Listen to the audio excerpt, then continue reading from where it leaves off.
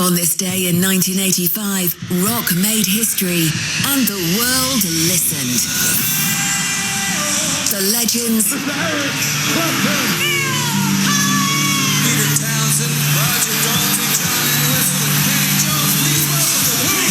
anthems, the legacy. Celebrating 40 years of Live Aid. The day rock changed the world. On Planet Rock. Hello, I'm Bernard Docherty, presenter of Blues Bar here on Planet Rock, and on July the 13th, 1985, I was backstage at Wembley Stadium working all day long, managing the PR and media for Live Aid.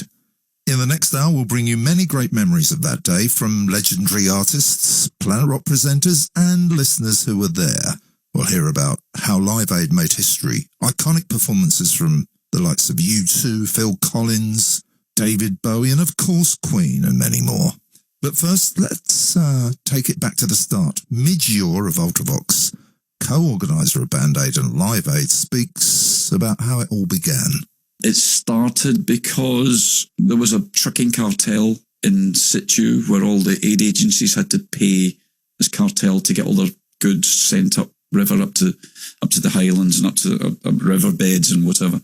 And we wanted to break the cartel, but we didn't have the money to do it. So Bob walked into one of the gazillion meetings we had. We had meetings every single day. It was pre-internet, pre-smartphones. You know, we had to sit there and discuss this stuff hours and hours every day. And he walked in and he said, I've got this idea. And he said Live Aid. And originally it was going to be New York and London. Poor old Harvey Goldsmith, who puts these things on the drop of a hat. Even he almost keeled over, saying you can't do two concerts with an ocean in between. And so we had this 3-month build up to it, and right up until the day it happened, I still had this nagging doubt that it was ever going to come off. It was going to be real. My name's Harvey Goldsmith. I'm the producer and co-conspirator who created Live Aid.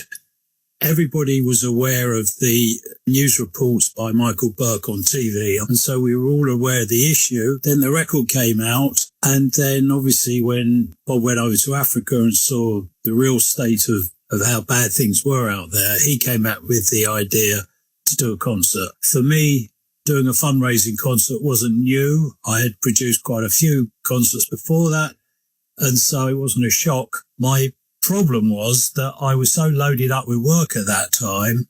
I was looking after Roger Waters' first solo career and a new album. And then I got a call from Wham's manager asking me to take Wham to China. So I was pretty loaded up at that point. And then when Bob asked me, I said, I can't even think about it. That is the reason why it was such a short turnaround. I didn't know if I was going to get back from China or when I was going to get back from China before I went. So I couldn't even think about it till I did get back.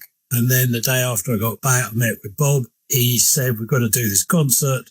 Wanted to do it in July. He named a particular date, which I said we can't do because I got Bruce Springsteen playing Wembley Stadium on those dates. And then we eventually homed in on July the 13th, and we had 10 weeks to put it together. And so we just got on with it. At that point, I was brought in to do the PR for Live Aid. It was a tight turnaround, but we knew we had to get it done. I remember sitting in the press office one day, writing that press release to announce Live Aid, and telling myself, can you do it? Can you say this? I think it's okay. We'll call it the greatest show on earth. And with that came the press conference announcing Live Aid. We had to have a press conference because we had to announce the show, we had to sell the tickets. Did the press conference at Wembley Stadium, where there was the biggest amount of media people I've ever seen in my life turned up. And the first question was, who's playing, of course. And Bob just stood up and rattled off the A to Z of the top acts in the world. And I just kept kicking him under the table. Shit, it went blue. So they haven't agreed, we haven't asked this one. So it was a bit by default. He just rattled off a list of acts. And at that point in time, the only act that was actually booked, or two acts, were Ultravox and the Boomtown Rats. That was it. So it went from there. Now, of course, Bob wouldn't be Bob if he didn't manage to deliver on what he promised. He got in touch with bands, telling them others were already confirmed, no matter if they had or not. His belligerence and hustling paid off. Status Quo were one of the bands that him and Harvey Goldsmith were really keen to get on the bill. Maybe open the show. Here's Francis Rossi. Rick and I were in Phonogram doing some promo in one summer, and Bob Geldof, I always thought he was a loudmouth fellow, but he said fine enough. And he came in and he wanted us to do some gig, and he was talking about that. I don't know what you're talking about, Bob. And we said, well, no thanks, we don't really want to do a gig. And 2 or 3 weeks later, he was there again, punting for the gig again. I said, or something. We said, no. He said, well, I need one of the bands to commit, one of the older bands, for thanks, you smooth-talking person. I said, look, we're not getting along. We're probably almost at the split up. Doesn't matter. I've got you sound like. So I thought, you smooth talker, you really know how to get around a girl. And so we said, all right, we'd do it. And then once he'd got everybody to agree, then comes the truth about showbiz. We all love each other as long as we're top of the bill. You know, as long as you lot are down the bill, I can like you all, kind of goes on. So everyone was going, I'm not going on before or after, that kind of thing. And I said to our manager, Colin Johnson, at the time, have they decided what's opening on that thing? He said, no, they can't decide on who's opening or doing anything. I said, well, Rick and I, we'd love to open because we'll be out of there for 12:15. I was very, very busy, having spent days before located at Wembley Stadium, that I slept the night before on famous photographer Alan Davidson's sofa. He was one of the official photographers at Live Aid, because he lived in Wembley. Woke up, had a bit of breakfast, and walked down Wembley Way around 7 a.m. on the 13th, like I did many years before with my dad, going to cup finals as a kid. Looking up at Wembley Stadium, it was the first of hundreds of lump-in-the-throat moments. It was a glorious sunny day, and we were off. On the morning of Live Aid, all the artists were flown in by helicopter from the Battersea heliport. And when you look down from the helicopter as you're flying over an empty Wembley with the staging at one end and thousands and thousands of people all standing outside waiting to come in, you knew it was kind of real, it was going to happen. The listeners, Mark and John, were amongst the thousands in the crowd. Here they are with their memories of the moments before the gig. I remember being on the tube to the stadium and kind of wondering what it was going to be like. And I remember one of the tabloids had the headline Live Aid Fever. It was all sort of starting to bubble up, and you knew something was going to be very special. I remember that there was a great sense of expectancy. You could feel the excitement rising as it became close to the time that people would come on stage. I think we knew it was all going to be quite tightly organised. We were on the pitch area. We were standing all day. Status Quo came on, they looked very confident. I remember Francis Rossi ringing and just going, you all right, and launching into the first song. It was like the perfect act to get the event underway. They were on it from the minute they started. It was very, very good. No one knew it was going to be legendary at all, and it gets more and more legendary as time goes by. But yeah, now it seems that way. It's all right, we start with rocking and we finish with Don't Waste My Time. And even at that time, the showbiz thing went on, and we'd gotten so far, and I sort of I came off the mic a little and looked to my right with my hand in the air to the audience. Have we got time for one? Can we just do one more? We got time for one more. Because the audience went, yeah. Well, the bloke's looking at me going, well, of course you've got one more. You've got 3 minutes left yet. So we were still doing the showbiz thing, and that's what showbiz is about. We think on our feet as when you're doing that thing. One of the joys of it is something's happening. Sometimes it works, sometimes you're dying young. That time it worked. Nobody realised that every newsreel on the planet was going to run with it and run with it and run with it and run with it. Luck.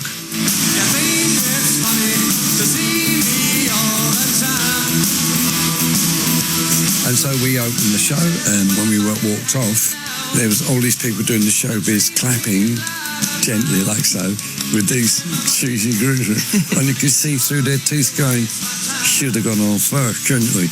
Because we hit every news media on the planet for at least the next week or so, and every now and again it comes up again.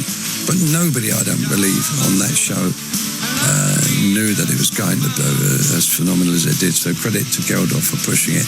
It was his loudmouth upstartness that made it work, and so credit to him. So Status Quo rocked the world, kicked it off. The concert continued. Style Council, Boomtown, Rats, Adamant, Ultravox, Spandau Ballet, Elvis Costello, Nick Kershaw, Sade, before Phil Collins and later Sting took to the stage. While rock dominated, there was something for everyone, as Mark from Gloucestershire recalls. No matter what the type of music, everyone was into it. So, you know, remember Nick Kershaw playing, and no matter what the type of music, everyone was into it. So, you know, remember Nick Kershaw playing and Paul McCartney and all that, and everybody seemed to be enjoying all of it. It was pretty special. And of course, millions and millions of people watched it on the TV as well. Planet Rock presenter Mark Jeeves looks back on the day. So Live Aid Day, I can remember it like it were yesterday. I was with my friend Terry Hawkridge at his house in Hemel Hempstead, and we were watching it on his telly. Two things struck me. One, this was ours. This felt like one of the first, not just a music event, but a global event, a global news event, something massive that belonged to us. It belonged to my generation. All right. And no one else really understood it. Mum and Dad and Terry's mum and dad were like, yeah, nice concert at Wembley. All very interesting. But no, this was something else. This was massive. This meant something, and it was ours. So that was number one. The second was U2's performance. Queen were great. All the rest were great. Fantastic. But U2, when Bono went and picked up that member of the audience and just hugged her for a while, it was an extraordinary moment. Absolutely. What a spine. I've got the things going on the back of my neck now, thinking about it all this time later. What a day that was. After their performance, U2 virtually broke up, thinking they'd blown it. And I'd seen Bono leave in a huff. And yet the moment went down in history, and U2 continued to be one of the biggest bands on the planet. The story of Live Aid continues in the next part with songs and memories of The Who, David Bowie, and of course the one and only performance of Queen. After this. Celebrating the 40th anniversary of Live Aid. This is Live Aid, the day rock changed the world. I'm Bernard Doherty, and I was back then the PR manager for Live Aid. We knew it was going to be huge. All of these artists backstage shaking hands, chatting to each other. I actually saw Phil Collins shyly asking Paul Young for his autograph for his kids, as well as Paul McCartney, joking and laughing with David Bowie. And later, Macca was telling Bowie how much his little daughters loved him, and him sort of invited him round to his place to meet the daughters. There was a real sense of community, and everyone knew they were part of something big. Yet the heat that day was relentless. Gorgeous day. The packed crowd in Wembley Stadium had already seen an incredible day of music. And any other concert, I suppose, would have an afternoon where everyone chilled out a bit. But no one knew that perhaps the most legendary moment of Live Aid was just ahead of them. And this moment might never have happened if it wasn't for Harvey Goldsmith, promoter of Live Aid.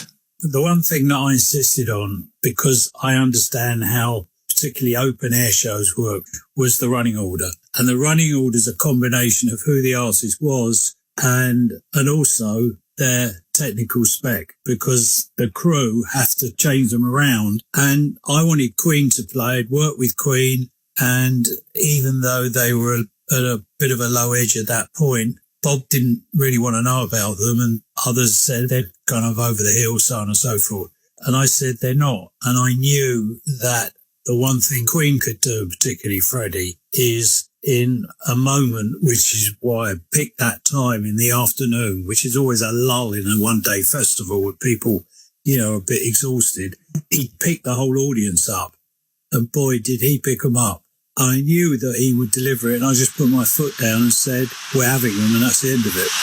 And I didn't know how good they were going to be, but Freddie, as he was, would rise to the occasion. And once, at first, they didn't want to do it either, because they'd just come off a really long tour and they were pretty exhausted. But anyway, after a bit of persuasion and so on, they actually thought they were going to close the show.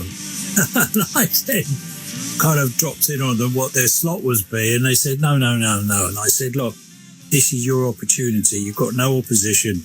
This is a perfect time for you guys to go on and really rip the place apart. And little did I know how good they were really going to be. This is Brian May. A Brian May that's 40 years older than the Brian May who walked out on that stage in that moment in 1985. Wembley Stadium, the old Wembley Stadium. which had those beautiful towers and stands and such incredible atmosphere. For me, it was the best day of so many of our lives, and always will be. It was the day where everybody came together without the usual concerns about image or career or status or whatever. Everybody was there for the right reasons, infused with this passion which Bob Geldof had aroused in us, infused with a belief that we could actually make a difference to the world, that we could save the children who are suffering. To me, it's incredible that 40 years later, we look around the world and it seems worse than those days. And I think we all pray for something similar to happen. We need something like this to happen again, perhaps. But in the meantime, let's enjoy this moment and hear it the way it was in those days. Is there anyone that could follow up on this set? Only one man, and he rose to the occasion. David Bowie. I knew David Bowie well. He wanted to do it. He understood the whole cause and what it was about. And then one afternoon, he and Bob came to my office to talk about what he was going to play, what kind of set he was going to do. And we had a whole load of videos being sent to us. And I had a big giant screen in my office, and Bob brought a couple of videos with, and we were just kind of putting them on, looking at them, because we were thinking about what's called interstitial programming, what goes on between the acts, that we could show some good videos. And as we were going through them all, suddenly this video that was produced by Canadian Broadcasting, CBC, and featured the Cars drive and was set to those horrific scenes in Africa went on. And the three of us just looked at the screen and just choked. And David just said, I'm going to drop one of my numbers and you've got to put that on. And we said, we're not sure we'll be allowed to be put on, let alone anything else. And he insisted on it. He said, I don't care. You're going to put that video on during my set. And I introduced, which is exactly what he did. And I mean, when they played the Cars video for Drive with the footage from Africa, it was just hairs on the back of your neck standing up sort of moment. There was people in tears, all sorts. That was incredible. It was another unforgettable moment for me that day. I was working for David Bowie as well as doing the PR for Live Aid, and after Bowie's set, we got to his porter cabin. Everyone had 15 minutes in each porter cabin. There wasn't enough to go around. But there was just me and him in there, and I sort of said casually, well, that was a rather special one. And in front of me, he burst into floods and floods of tears. It made us all really remember why we were there, to raise money and stop the horrible famine in Africa. And millions of pounds are raised after the video is shown. But showing the video wasn't the only idea Bowie insisted on. I get a phone call to say that he and Mick Jagger wanted to do a duet. And I said, that's great, but Mick's in New York and you're in London. And he said, yeah, we're going to do it, go up in a rocket, do it in space and send it down. I said, that's great, but if you did it by satellite, you've got to deal with time delay. If you did it in a rocket, we'd never get you up there in time and get you down again in time. We were just laughing about it, but in the end, they did what they did. Barbara from Cardiff speaks about The Who taking to the stage. And The Who, because I believe that something happened with the satellite. So we saw The Who in the stadium, and I thought they were wonderful. But a lot of people didn't get to see them on TV because something happened with a satellite or something. So, and I love The Who, and the friends I was with is like one of their biggest fans. So that was a high spot for both of us. This is Live Aid, the day where rock changed the world. I'm Bernard Doherty. I was the PR for Live Aid at Wembley Stadium. We're retelling the story of this momentous day 40 years on, with memories from artists, presenters, and you, our listeners. Here's Joe Elliott. Well, my memories of Live Aid are probably like most people's, watching from the outside, looking in, because Def Leppard weren't actually involved at all. Yes, Bob Geldof did ask if we could perform, but it was only 6 months or so after Rick's accident, so he was in no position to play, and we were not going to do it without him, so we had to say no. So I actually watched it from Paris, where we were recording Bits of Hysteria. We lived in Paris for about 6 weeks, and it just happened to coincide with the time that Live Aid was on. So I watched it with French commentary between each band, which was a little disconcerting because my French It's not that good. But the acts I remember the most are the ones that were the most surprising, like the reunions, like Led Zeppelin and Black Sabbath. It was very impressive to watch Phil Collins perform on both sides of the Atlantic by jumping on the Concorde, as you do. And, of course, the highlights were Bowie. For me, it was Bowie, U2, and, of course, what else? Queen. Planet Rock presenter Ian Danter. We watched most of the late afternoon into the evening set from our family home when we were having tea and that. And whilst Queen were an obvious place to start, what a set, an amazing 20-odd minutes that they put in, that even my dear old dad had to concede was pretty good.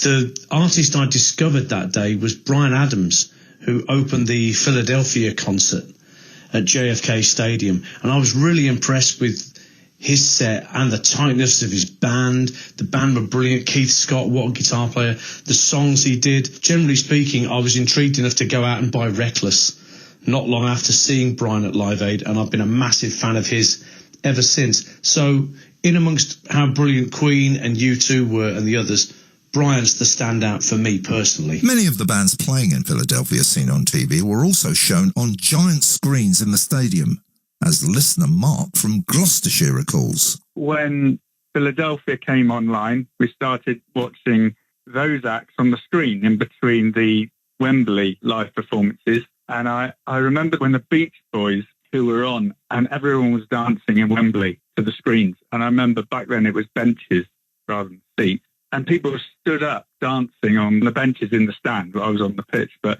looking up at the stand. And I remember thinking how amazing that was. That was what was so special about Live Aid. It was more than just a charity concert at Wembley. It was a global jukebox with over 1.6 billion people estimated to have watched it live around the globe. Harvey remembers the moment of seeing the satellite feeds up and running.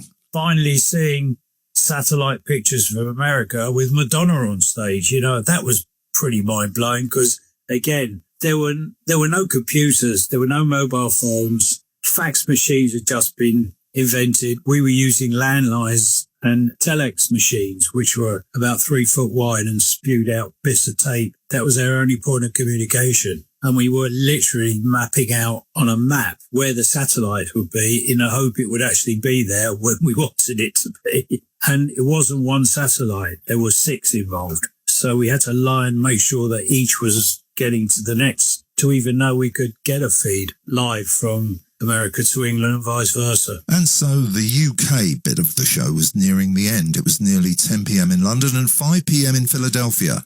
Wembley was about to go into the finale and London was just about to hand over to Philadelphia. Midge, you recalls the feeling at that moment. It was elation. And the whole task was a bit like pushing an elephant up a hill. It was impossible. It was groundbreaking. It was the technology was incredibly basic.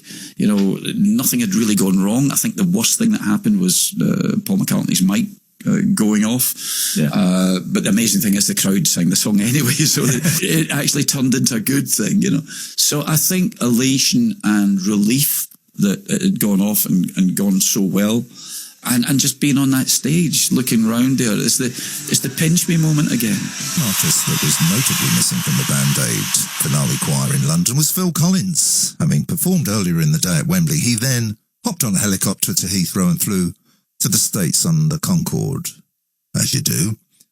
But before he left, at one point, there was even a spare Concorde ticket to Philadelphia available.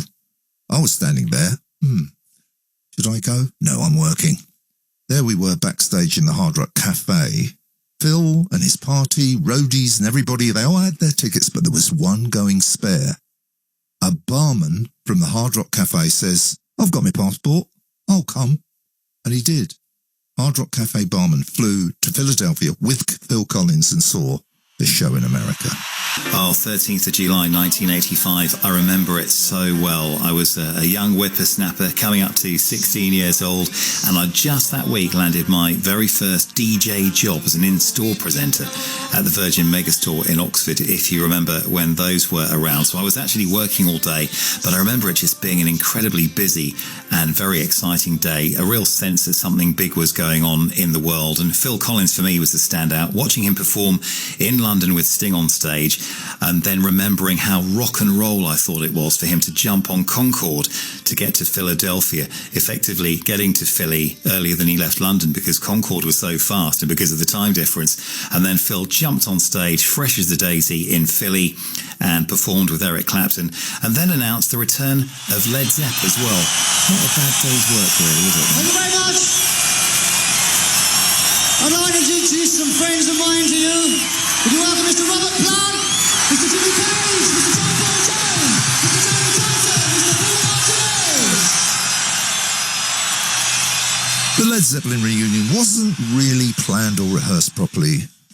They didn't have much advance warning, which might explain why it's remembered for being one of the sort of weaker sets of the night. But they were on stage. That's what mattered. Still a minor blip in the scale of the day. Listener John from Lewis looks back on the day. I look back on Live Aid, it's sort of that level. It's like a seismic event, you know, it really felt a global thing. And it's super hot. We got home. We were staying with a friend in London. We got back to London and started watching all the US coverage. It's Bill Collins getting Concorde and doing both, and then the shambles of Led Zeppelin. It was just amazing. The whole thing was just almost overwhelming. Utterly wonderful. It really was. Here's Midge again. Magical stuff. We didn't know what it was going to eventually become. You know, it's now become this iconic moment. Then it was just a very large concert that we managed to pull off. And it was extra special to be there on the day in the stadium, as listener Barbara from Cardiff recalls. You see bits and pieces now. I've got the DVD and everything like that. But I don't think you can catch the atmosphere that was in Wembley at the time. It was a unique event. The feeling was just wonderful. Harvey Goldsmith, promoter of Live Aid, reflects on what the night turned out to be. Thought we could raise £5 million. That was our target. And of course, what we didn't realise is the knock-on effect of showing that programme all over the world. I think 160 countries and something like 1.6 billion people watched it. And, you know, 140 odd million pounds later, that speaks for itself. We intended initially as the trustees, and it's still the same trustees who were originally, we thought we'd be shut down in 3 months, but here we are. I go sign the cheques with John Kennedy, who's the chairman and trustee. We're signing cheques every week, and money still comes in, and we're still dishing it out 40 years later. That's pretty amazing. Millions and millions of pounds were raised, changing lives. It was the day rock changed the world, and the world changed rock. It changed the concept of giving. I think rock and roll suddenly became good people rather than renegades who were only ever in the papers if they got busted or were getting divorced, and suddenly they became acceptable. And I think the only other side of it was the fact that media suddenly realised that rock and roll sold papers, which they hadn't even thought about before. And so that's started the whole idea of celebrity and all that business, which is maybe the downside of it, but it really was a game changer as far as the media were concerned. Here's a wee little memory for me. 2 weeks after Live Aid, I got a bill in the post from Wembley Catering, not the most sympathetic people. They billed me for the tea, coffee and biscuits we provided at that very first press conference 4 weeks before the show. I didn't pay it. I never did. They chased and chased. I didn't pay. And I framed that bill and kept it on my office wall. It's here. Feed the world. I'm Bernard Dougherty, and this was the story of Live Aid, the day rock changed the world.